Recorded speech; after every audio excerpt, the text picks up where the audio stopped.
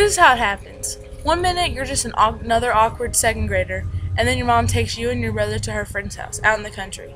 You get out of the car and there's a big yellow dog wagging his tail at you, and your mom and your brother go to ring the doorbell. You get down on your knees in front of this friendly dog and you're petting him. And then, suddenly, the dog snaps his jaws and your life as you know it ends. It happens so fast. You're not even sure what happened.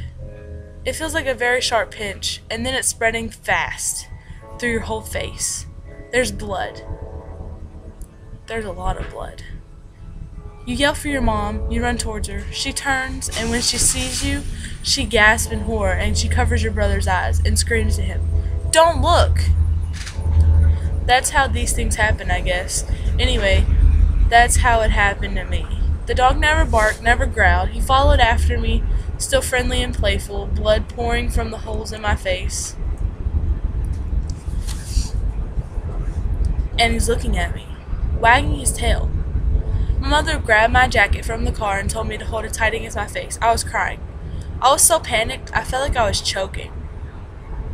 At the hospital, nurses were coming in, mopping up blood and asking questions, and trying to establish how much of my face was still there. Whether the nerve endings were alive, my face felt puffy and I was lightheaded.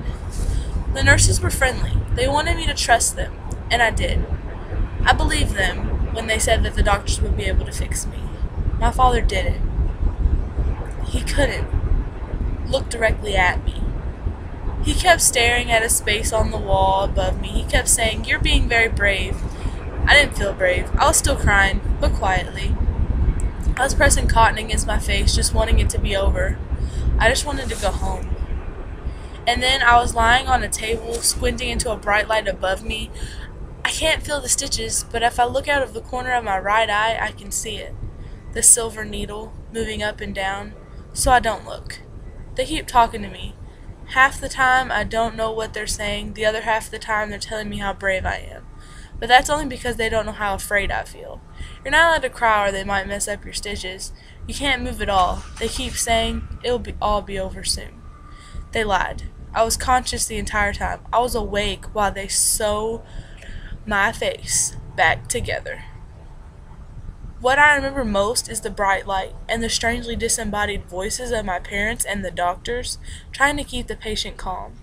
When they finally let me see myself, when they gave me a mirror, I had prepared myself for a Halloween mask, for a horror movie, for a nightmare.